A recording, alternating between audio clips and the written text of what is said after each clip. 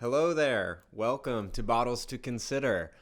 Today we're going to be looking at the Hydroflask 20 ounce coffee mug. I think they really call it just a coffee mug. They just own that that's what it's for. And it has a flip top lid, which, as always, we are going to get into. There's some good stuff about this mug. There's one quality that for me makes it just not really functional, but it's really a personal thing, so it might be great for you. But anywho, let's start with some of the things I like most about this one. One of the biggest pros, I think, is just the visuals, which I think Hydro Flask really, does very well a lot of the time. It's just clean looking. Might be a little hard to see the color in this light, but it's just like a nice baby blue. Don't know if you can hear, but my downstairs neighbors are vacuuming. And Hydro Flask just has everything has a nice quality feel to it. Like the coating, it just feels nice to touch. So that's great. I think it's just pretty clean, and it's got a sharp edge down here. I'm going to compare it. I don't always want to be comparing these because it's not like one's better necessarily than the other. But a quality I like in this one that I don't have in my sort of daily carry mug, which is the Klean Kanteen, which if you want to see the review of this one, I'll put a link in the description. But it has a rounded edge at the bottom, and it has that stainless steel sort of cap. And I just like the look of this kind of uniform, sharp, crisp edge all the way to the floor. So yeah, just aesthetically, I think I sort of prefer this one. But, what can you do? Actually, I have some coffee in here. I'm just going to take a sip. Other good things. So it's a flip top. There's no real big mechanical thing other than some, it's got a little nub. Just clicks into there. And there's both a sort of pro and a con with this. On one hand, it's much more leak proof than your typical flip top. You could get away with a lot. I wouldn't say it's 100% leak proof at all.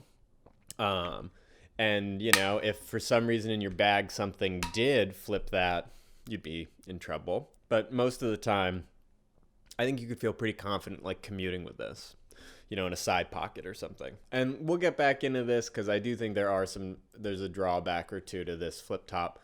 But one thing that's really great is it is pretty leak proof, I think, especially compared to the other flip tops. Another thing I like is that on the bottom, there's no plastic ring or sort of rubber pad, which a lot of Hydro Flasks have, a lot of other premium brands have, which I think makes them kind of sticky to move around on surfaces like this.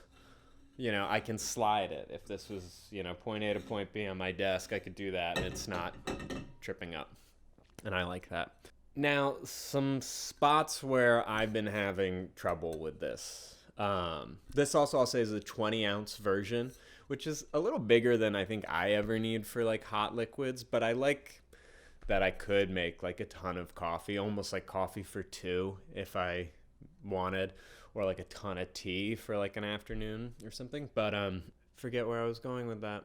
Anyway, the lid. So as we say, it's pretty leak proof, impressive for a flip top, but just look, watch and listen. Just to illustrate that it's not actually that easy to flip and unflip. Even pushing it, see, it's not kind of locked in yet. It's almost a two-hand thing. It's really tough. And of course, that's probably what makes it pretty dang leak proof. But it also just every time you have to open and close it, it takes a little oomph. But I think in most cases with to-go things, that's what makes something pretty leak proof. So that's a trade-off I'm totally happy with, but it's something to consider. And then we get to the thing that for me sort of makes this a deal breaker, but it's highly personal. It's face-shaped based, which is you flip this top, you kind of can sort of lock it down,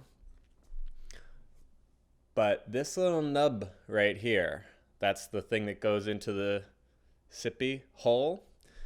For me and my nose and my face, when I sip, You can't see, but my nose is pressing right up on to the little nub. I mean, at first it's just a little uncomfortable. I could get over that.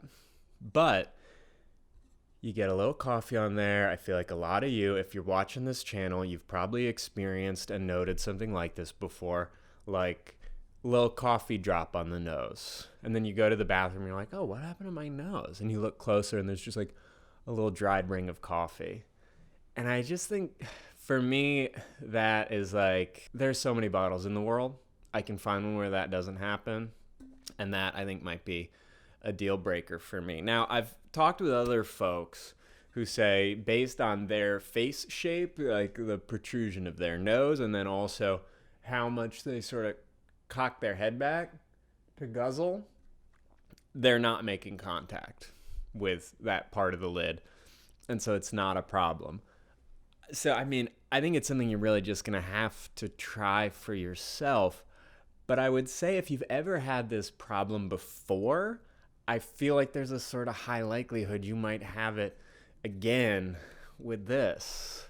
So I hate to say steer clear, but I would just really keep that in mind. And this bottle, also worth saying, this exact model is on sale on Hydroflask's website. And I think, in fact, it's only the 16 ounce that's available anymore. You can still buy it lots of other places online, but I think they are starting to come out with a new model, which I look forward to getting my hands on and giving you all a little review of. And maybe it keeps a lot of the great stuff and addresses this sort of coffee sip, coffee nose ergonomics. But we'll just have to wait and see. Let me just give you a quick look inside.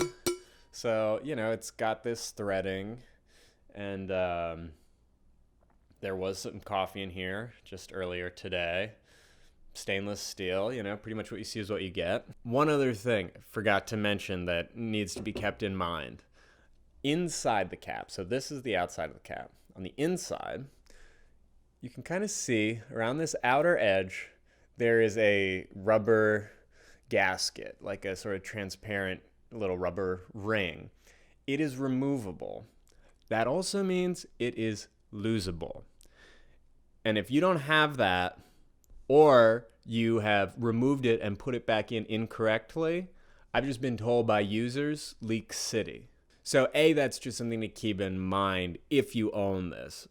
Keep track of that, and if you start having leaks, I'd say one of your first troubleshooting spots should be, is that ring kind of twisted? Is it really locked in? I've been told that's just been a culprit in some leaks before. So that's really all I have to say on this one. So I think there's a lot of great stuff happening here. For me personally, I don't think it's a great fit. And I think it's worth a look. And beyond that, I think you might just have to find out for yourself, and hopefully this video and this bottle has sort of spoken for itself.